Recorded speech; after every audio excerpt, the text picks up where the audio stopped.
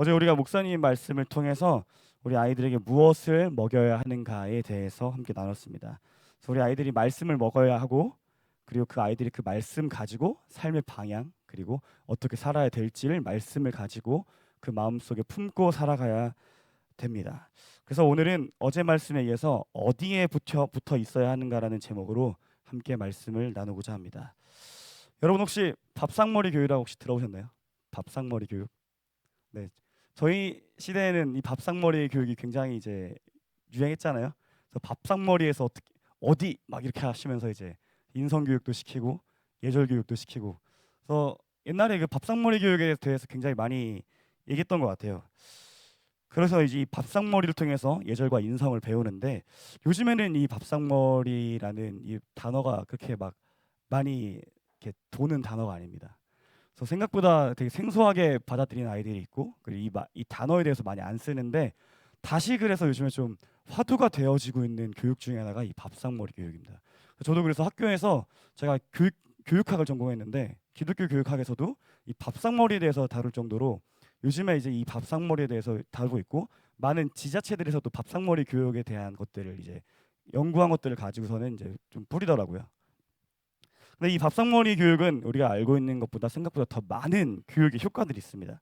그래서 대체적으로 5가지가 효과적인데, 첫 번째는 아이들의 인지 발달이 잘 되고, 그리고 아이들의 안정감을 느끼고, 그리고 아이들이 예의 바른 행동을 하고요. 그리고 아이들이 건강해진대요. 왜냐하면 부모님이랑 같이 밥 먹으니까요. 마음대로 자기들이 원하는 걸 먹을 수 없고, 그리고 가족이 모두 행복해진다고 합니다. 그래서 밥상머리 작은 기적이라는 이 책이 있는데, 이 책에 보면은 이 효과들에 대해서 굉장히 좀 자세하게 얘기하고 있고, 지금 이 시대에 밥상머리 교육이 왜 필요한지에 대해서 얘기하고 있습니다.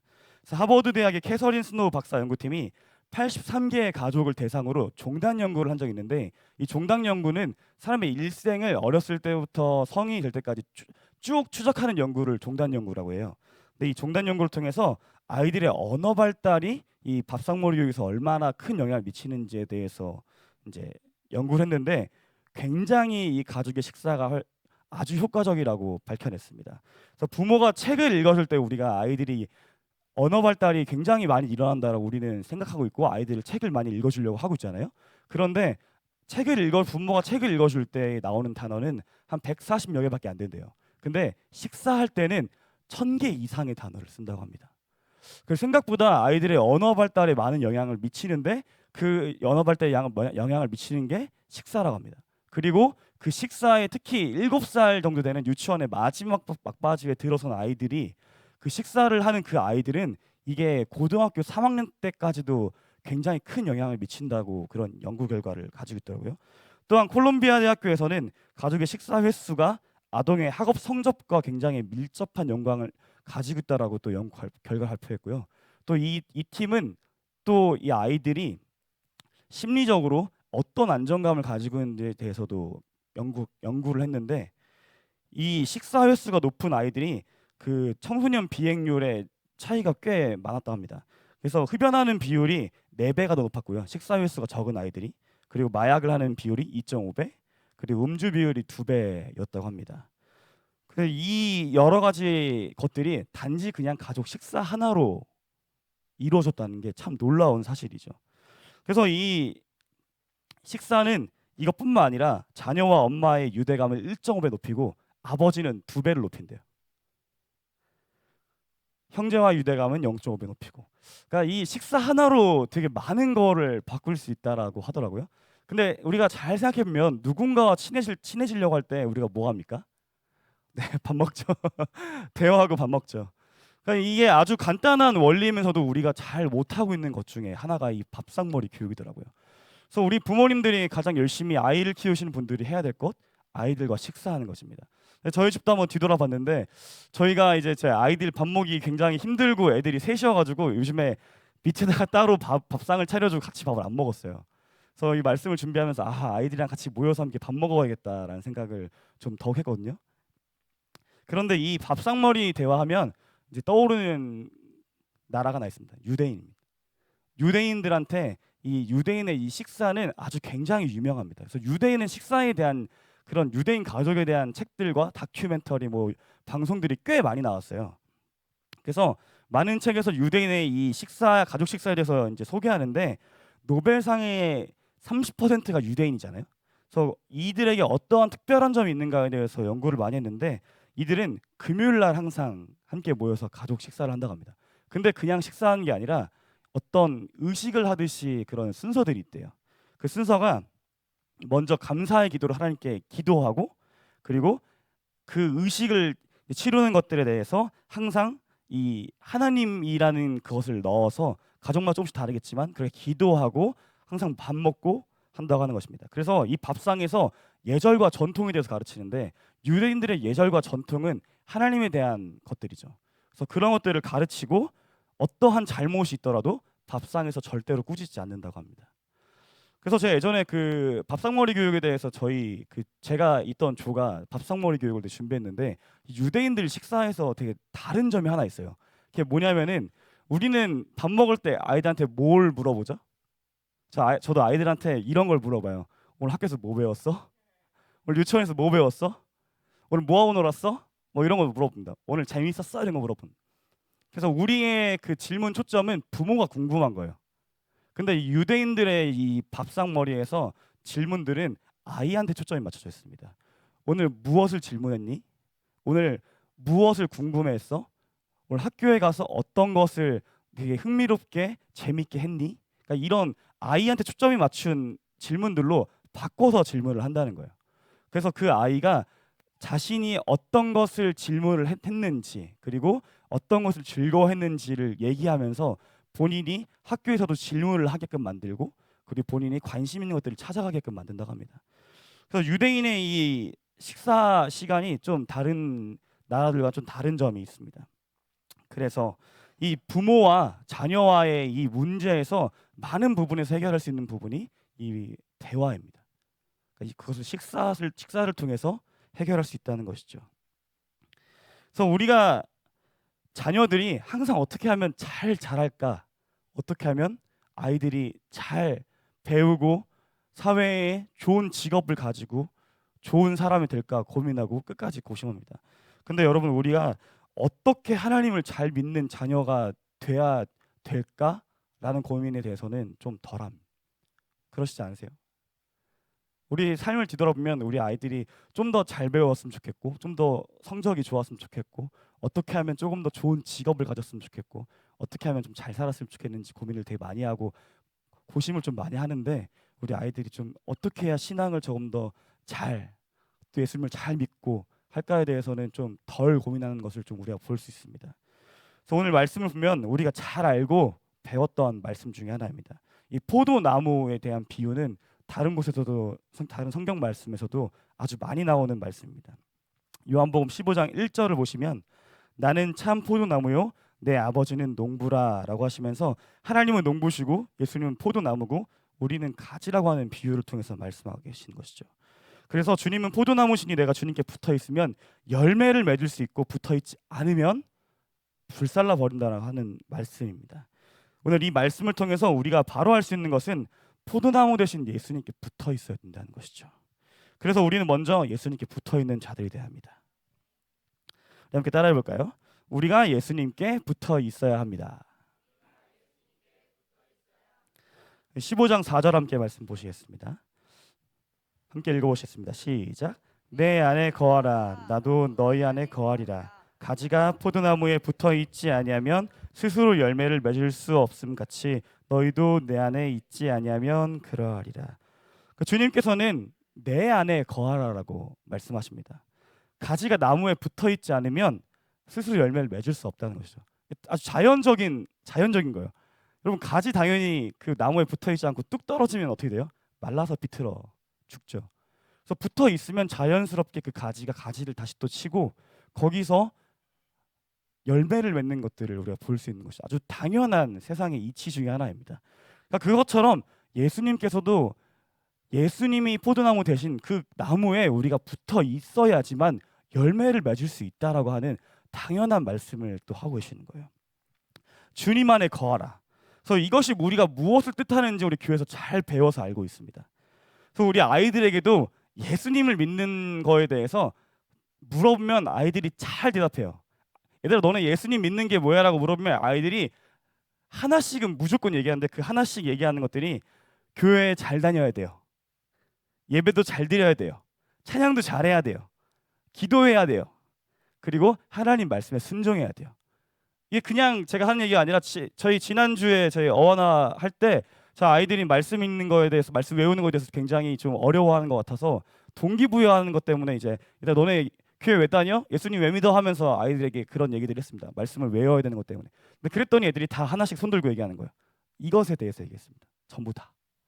우리 아이들도 잘 알고 있어요. 어렸을 때부터 아주 잘 많이 배운 것 중에 하나입니다. 우리가 하나님 안에 거하는 거, 하나님 믿는 게 무엇인지 아주 잘 알고 있어요. 근데 중요한 거는 이것을 가지고 행동하는 게 어려운 것입니다. 우리가 잘 느끼고 생각하고 계시죠? 우리가 이 예수 그리스도에 붙어 있다는 건 여러분 이것을 우리가 잘 해야 되는 걸 잘 알고 있는데 우리가 그렇게 하지 못합니다. 왜 그렇습니까? 우리 안에 이것을 하고자 하는 갈망과 열망이 그렇게 강하지 않기 때문이에요. 그 마음이 정말로 강한 그 마음이 별로 없기 때문이에요. 여러분 우리가 신앙생활을 할 때 어떨 때 우리가 예수님을 정말 열심히 믿고 교회 생활 열심히 하고 예배 열심히 드리고 합니까? 우리 안에 말씀이 충만할 때, 하나님을 더욱더 알고 싶을 때, 하나님께 더 나아가고 싶을 때, 우리 기도할 여러 가지 거리가 있을 때, 그 마음이 갈망할 때 우리가 이곳에 모여서 예배하지 않습니까? 근데 성경도 비슷하게 얘기합니다. 요한복음 15장 9절의 말씀 보시면요, 아버지께서 나를 사랑하신 것 같이 나도 너희를 사랑하였으니 나의 사랑 안에 거하라. 예수님께서 분명하게 명령하고 말씀하신 것이 뭐냐면 나의 사랑 안에 거하래요. 여러분 이 사랑이라는 이 마음 있잖아요. 이 마음이 여러분 우리의 태도와 모든 걸 바꿉니다. 하나님을 사랑하는 것, 이 사랑을 사랑한다는 그 말에서 많은 게 달라지는 거예요. 여러분 우리가 사랑할 때 많은 게 달라지잖아요. 똑같이 성경에서도 계속해서 얘기하는 게 뭐냐면은 나를 사랑하라라고 하나님께서 분명하게 얘기하고 있어요. 10절에 보시면요, 내가 아버지의 계명을 지켜 그의 사랑 안에 거하는 것 같이 너희도 내 계명을 지키면 내 사랑 안에 거하리라라고 말합니다. 여러분 이 사랑은 무조건적으로 행동을 수반해요. 성경에서도 분명하게 너희가 나를 사랑하면 계명을 지킬 거야라고 분명히 얘기하고 있습니다. 계명을 지키는 게 곧 나를 사랑하는 거야라고 말하고 있어요. 우리가 사랑한다고 얘기할 때 행동적으로 분명히 사랑하는 모습들이 나옵니다. 우리 아내분들이 가장 남편분들한테 하는 얘기 중에 하나가 뭡니까? 여보 나 사랑해? 이거잖아요. 제가 이제 결혼 10년 차가 돼가는데도 제 아내가 종종 저한테 확인 받을 때가 있어요. 여보 나 사랑해? 그러니까 제가 이제 좀 행동이 좀 별로였을 때인가 봐요. 그러니까 아내분들은 계속해서 확인하시잖아요.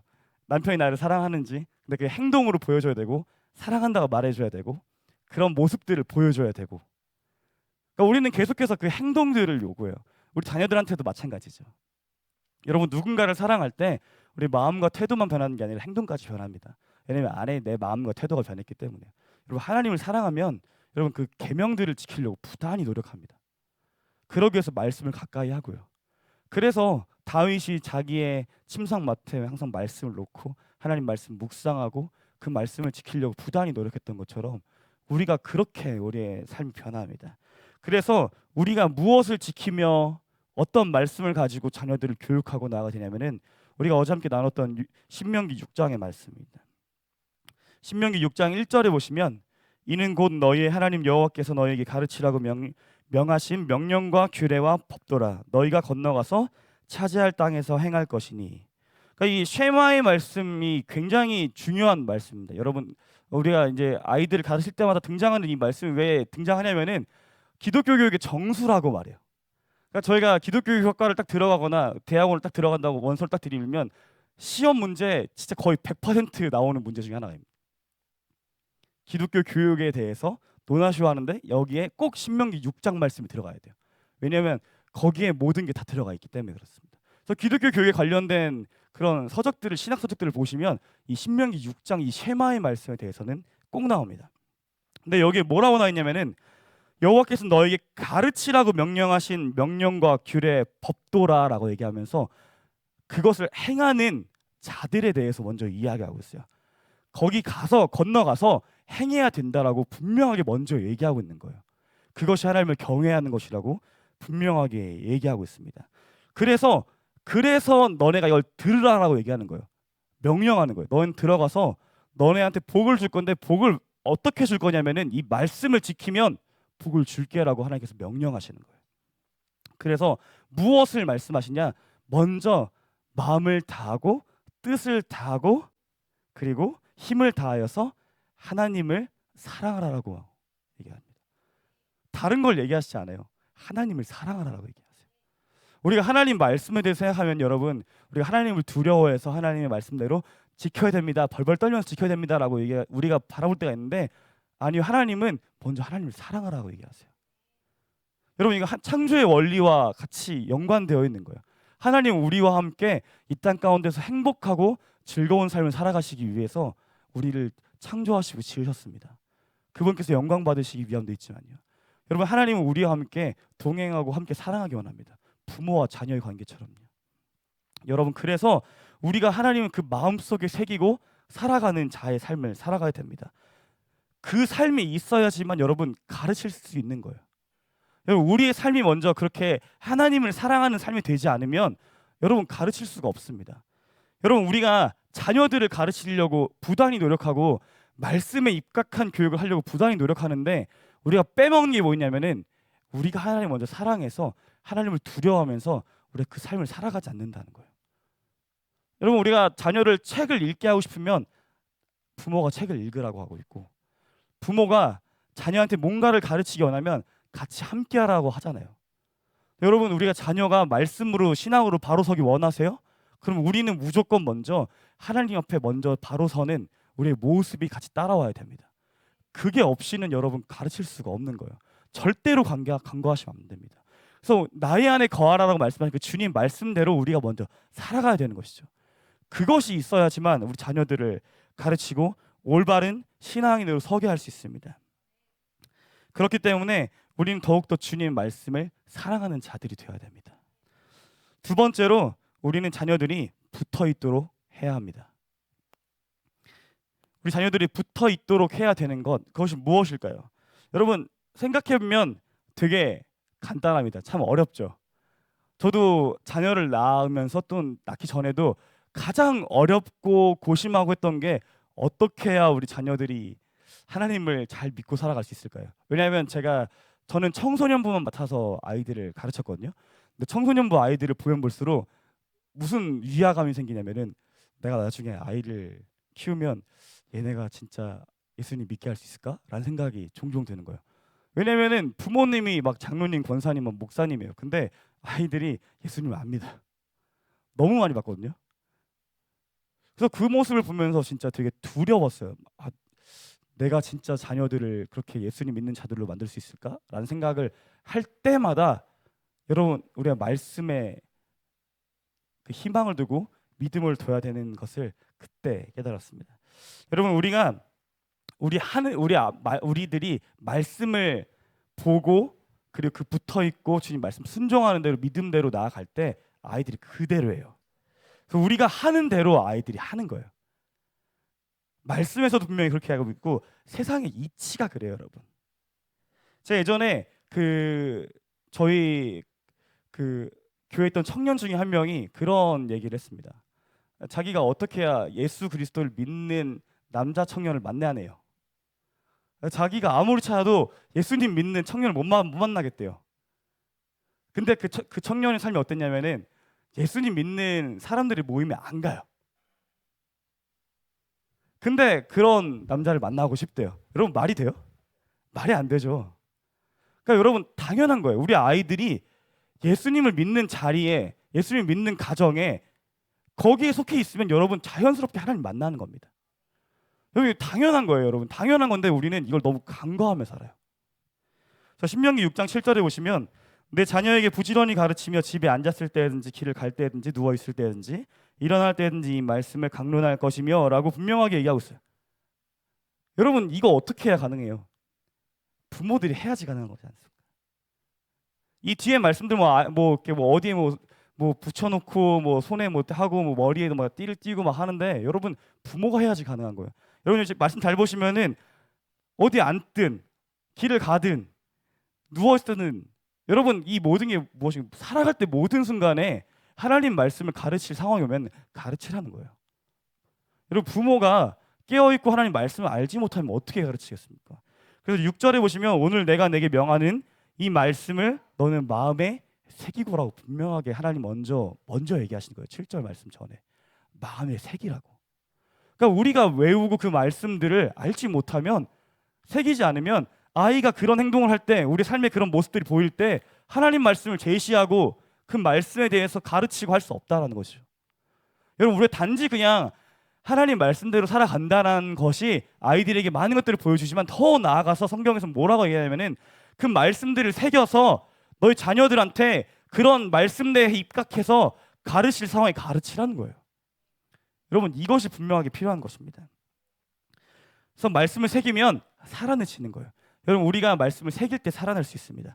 그래서 우리 아이들한테 이 가르칠 때 아이들이 나무에 붙어 있게 되는 것입니다. 그래서 이 말씀을 통해서 여러분, 우리 아이들한테 단지 입 바른 얘기만 하는 게 아니에요. 아이들과 살아가는데, 얘들아, 아빠가, 엄마가 하나님 말씀에 이대로 못 살았어. 엄마 아빠가 이거 잘못했어. 너네 보니까 하나님 말씀 생각이 나네. 우리 같이 기도하자. 우리 하나님 말씀에 살자. 이렇게 되는 것이죠. 여러분, 우리 자녀들은 우리의 좋은 것만 보고 자라는 게 아니라 나쁜 것도 보고 자라죠. 근데 그 부모의 나쁜 모습에서 돌이키는 모습도 보고 자랍니다. 어떻게 돌이키는지, 화를 냈을 때 어떻게 자신의 잘못을, 화를 냈던 것들에 대해서 다시 자기 자녀들한테 어떻게 하는지 다 보고 자라요. 자, 여러분, 그래서 아이들을 혼낸 다음에 무엇이 중요하다 말합니까?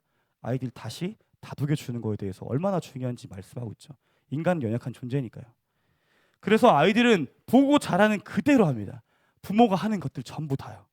그래서 우리는 그것을 통해서 아이들이 삶에서 말씀을 가르칠 수 있어요. 여러분, 이 간단하고도 아주 어려운 이것을 여러분 해내셔야 됩니다. 여러분, 이 말씀을 통해서 우리가 바라봐야 될 건, 우리가 하나님 말씀을 새기고 그 말씀대로 아이들을 가르치는 자가 되어야 됩니다. 그래서 여러분, 아이들의 말씀을 살면서 가르칠 때 이런 것들을 하셔야 돼요. 우리들이 아파요? 그러면 기도하시면 됩니다. 아이들과 함께요. 힘들어요? 그럼 하나님께 아뢰고 같이 기도하자고 하시면 됩니다. 그러면 주님께서 은혜를 주시고 그 상황과 그 어려운 일들을 주님의 은혜로 돌파해내고, 그리고 그 은혜 가운데 거할 때 아이들도 함께 감사할 수 있는 것이에요.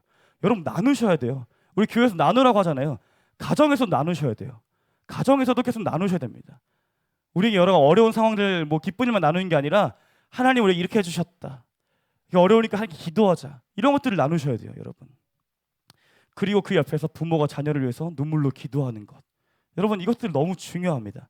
이렇게 여러분, 아이들의 신앙은 형성되는 겁니다. 여러분, 우리 교육 아주 오랜 시간 동안 걸쳐서 아이들이 교육받는 거 아시잖아요. 여러분, 아이들의 신앙도 마찬가지예요.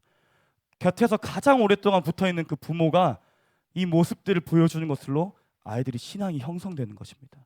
단번에 형성되지 않아요. 하나님께서 강권적으로 역사하셔서 단번에 변화되는 경우도 종종 있지만, 여러분, 이렇게 신앙이 형성되는 겁니다. 여러분, 이것을 기억하고 우리가 그들의 영적인 부모가 되어줘야 될 줄 믿습니다. 육적인 부모뿐만 아니라요. 그리고 여러분, 우리가 아까 밥상머리 교육에 나눴죠. 우리가 이 밥상머리 교육에 대해서 얘기하면 아동기만 얘기해요. 근데 여러분, 요즘에 최근에 연구되어져 있는 이 자료들 있잖아요. 성인에 대해서도 연구되어져 있습니다. 성인에 대해서도 어떻게 연구되어지냐면요, 대학생까지도, 그 이후까지도 얘기하고 있어요. 대학생들 같은 경우도 부모와 일주일에 몇 번 밥을 먹느냐에 따라서 아이들의 대학교 학점 성적이 다르다고 합니다. 그래서 순간 제가 이거 보고 나서 나는 부모님이랑 밥을 별로 안 먹는데 내 학점은 다 부모님 탓인가? 가끔 그런 생각이 들 때가 있었는데, 여러분들 생각보다 부모님과 함께하는 그 가족 식사가 있잖아요. 안정감을 줘요. 내가 놀고 싶어 하려고 하고, 내가 학교의 생활을 충실히 안 하려고 할 때마다 부모님과 함께 만나면 이 안정감과 그리고 탈선하지 않으려고 하는 그 마음을 주더라고요.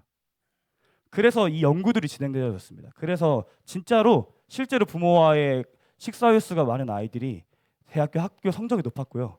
그리고 직업, 그리고 부모, 다시 자기들이 성인 돼서 부모가 되어졌을 때 그 안정감, 심리적인 그 상태가 계속해서 높아짐을 볼 수 있습니다. 그래서 여러분, 우린 절대로 아이들을 죽을 때까지 놓으시면 안 됩니다. 여러분, 다 크고 나서 성인 되었다고 놓으시면 안 돼요. 신앙교육도 마찬가지입니다. 그래서 여러분, 저는 아이들 신앙교육에 대해서 얘기할 때 울타리에 대해서 많이 얘기합니다. 울타리. 여러분, 어렸을 때는 이 울타리가 눈에 분명하게 보입니다. 저희도 저희 자녀들이 눈에 보여야 안심이 돼요. 그렇죠? 눈에 보이는 울타리를 치고 살아요. 그런데 점점 아이들이 크면요, 이 울타리를 조금씩 넓히고요, 그리고 그 담을 조금씩 낮춰요. 그리고 우리의 손을 떠나갈 때쯤 되면 보이지 않는 울타리를 치게 됩니다. 여러분, 부모는 죽을 때까지 이 울타리를 치고 살아요. 왜냐하면 제가 어른들을 교회에서 많이 보니까요, 끝까지 울타리를 치고 계세요. 왜냐하면 내가 나이가 90이 되든 80이 됐든 내 자녀는 그냥 애예요. 그렇죠? 그렇더라고요. 저도 이제 40이 다 돼가는데 저희 부모님이 저를 끝까지 애로 보십니다. 그래서 부모님한테 종종 여러 가지 문자가 와요. 뭐 밥은 잘 먹었니? 뭐 지금 뭐 재정은 어렵지 않니? 뭐 등등등 뭐 여러 가지 얘기하는데 저희 부모님이 저한테 종종 해주시는 말씀이 있습니다. 기도는 잘하고 있니? 하나님 앞에 잘 서고 있니? 말씀 생활 잘하고 있니? 이런 이야기들을 해주십니다. 여러분, 우리 부모는 끝까지 신앙교육을 놓으시면 안 돼요. 여러분, 내 자녀가 다 컸다고 해서 놓으시면 안 돼요.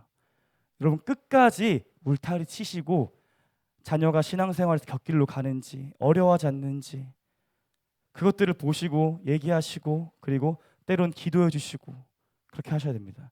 여러분, 저한테 저희 어머니에 대한 추억과 기억들이 여러 가지가 있는데 그 중에 하나가 저희 어머니께서 새벽 예배 항상 나오시고 그리고 돌아오셔서 제 머리맡에서 머리에 손을 얹으시고 기도해 주셨던 장면들입니다. 당연히 깨요. 기도해 주시면 어떻게 안 깨겠습니까? 머리에 손을 얹으셨는데. 그 기억들이 굉장히 많아요. 고등학교 내내 해주셨거든요. 그래서 여러분, 자녀는 이 기억을 가지고 살아요. 이 기억을 가지고 신앙을 형성하고요. 여러분, 우리가 자녀들이 뭐 예수님 그리스도를 똑바로 믿지 않아도 다시 돌아올 거라고 믿지 않습니까? 근데 여러분, 이 신앙의 기억들이 없으면 돌아오지 않아요. 보여주신 게 없으면 돌아오지 않아요. 여러분들이 보여주셔야 될 것들 보여주셨으면 좋겠습니다. 신앙의 말씀대로, 하나님 말씀대로 보여주시고 가르치시고 끝까지 그 울타리를 지키신 여러분들 되셨으면 좋겠습니다. 마지막으로 여러분, 세 번째로 주님의 몸된 교회에 붙어 있어야 됩니다. 여러분, 우리 아이들 신앙교육할 때 가장 중요한 것 중에 하나가 이 신앙 공동체에 붙어 있게 하셔야 됩니다. 여러분, 우리가 살다 보면요, 많은 어려운 일들을 만나요. 그 많은 어려운 일들을 만나는데 그럴 때마다 우리 주변 사람들과 함께 나누지 않습니까? 우리 주변 사람들과 함께 힘듦 나누고 기쁨 나누고 우리 가족들과 함께 기쁨 나누고 슬픔 나눕니다. 그러면서 함께 살아가죠. 인간은 함께 살아가지 않으면 참 어렵습니다. 근데 신앙도 마찬가지예요. 여러분, 우리 가정에서 아이들 가르치는 것도 있지만 여러분, 이 주님께서 세우신 이 몸된 교회에 아이들과 함께 나오셔서 함께 예배하고 그리고 이 공동체 안에서 함께 그것들을 나누고 그리고 이 공동체를 통해서 함께 한 목소리와 한 마음으로 나아가서 주님께서 말씀하신 것들을 분명하게 실천하고 그리고 그것들을 보여주는 삶을 사셔야 됩니다. 여러분, 우리가 간구하는 부분 중에 하나가 어떻게 행복하게 살까에 대해서 간구합니다. 우리 아이들한테도 무엇이 행복한 삶이에 대해서 가르치지 않아요. 무엇이 목적을 두고 사는 삶인지 가르치지 않아요. 왜냐하면 너무 어려워요. 우리 아이들한테 이렇게 말하기가. 근데 여러분, 아까 유대인 식사 얘기했잖아요. 유대인들이 한 13세, 14세쯤 되면은 12, 13세 때 성인식을 해요. 성인식을 해서 그때부터 이제 우리의 손에서 떠난 아이입니다를 하나님께 올려드려요. 그리고 나서 이 성인식을 진행할 때 아이들에게 질문하는 게 있어요. 그게 뭐냐면은 너의 삶의 목적이 무엇이냐라고 질문합니다. 그래서 너의 삶이 무엇이 목적이냐고 물었을 때 이 아이들은 그걸 교육받거든요. 뭐라고 대답하냐면은 하나님께서 이 만드신 세상에 우리가 이 더 하나님께서 원하시는 말씀대로 이 땅을 만들어야 됨을 그것을 분명한 목적을 가집니다라고 분명하게 얘기해요. 그러니까 여러분, 우리 아이들한테 삶의 분명한 목적과 행복을 가르치는 건 여러분 집에서 어려우시죠? 교회에서 가르칩니다, 여러분. 여러분, 우리 신앙 공동체의 모습을 통해서 교회가 나아가야 될 분명한 비전을 통해서 이 땅에 왜 우리가 살고 있고 어떻게 행복한지에 대해서 분명히 가르칩니다. 여러분 아이들이 지금 몸된 교회에 붙어 있어야 돼요. 근데 여러분 우리의 많은 모습들을 볼 때 우리 세상 교육을 더 많이 보내는 모습들을 볼 수 있죠. 그래서 교회에서 많은 교육이 쇠퇴하고 있고 아이들을 참 교회에 데려오기 어렵습니다. 여러분 분명하게 기억하셔야 돼요. 아이들 분명하게 신앙교육 하시고 싶으시고 아이들이 하나님의 만드신 목적대로 살아가기 원하신다면 주님의 몸된 교회에 계속해서 붙어 있게 하셔야 됩니다. 우리도 마찬가지고요. 여러분 이것들이 있어야 여러분 우리가 주님 안에 붙어 있는 삶이 되어지고 우리 아이들이 자녀들을 더욱더 신앙의 길로 가게 할 줄 믿습니다. 여러분 우리가 그래서 현재 우리 자녀들이 예수 그리스도를 알려주기 어려운 세상에 살고 있죠. 점점 더 세상은 우리가 예수 그리스도를 믿지 못하게 우리 자녀들에게 말하고 얘기할 것입니다. 그럴 때일수록 여러분 우리가 먼저 하나님 앞에서 바로 서는 자들이 되어야 됩니다. 아까 말씀 나눴던 것처럼 하나님을 먼저 사랑하시는 자들이 되시고 그 말씀대로 살아가신 여러분들이 되셨으면 좋겠습니다. 그리고 그 자녀들을 끝까지 죽을 때까지 놓지 마시고 자녀들이 곁길로 갈 때마다 하나님 앞에 서게끔 하는 여러분들 되셨으면 좋겠습니다. 그래서 자녀가 어리다면 어려서부터 하나님 배워갈 수 있게 하시고 주의 말씀을 가르치고 하나님 믿는 삶을 보여주시고 자녀가 나이가 많다면 이 세상 풍파 속에서 하나님 믿을 수 있도록 독려하시고 삶을 함께 나누고 끝까지 하나님 믿고 살아가는 부모의 신앙을 보여주며 눈물로 자녀들을 위해 기도하시는 여러분들 되셨으면 좋겠습니다.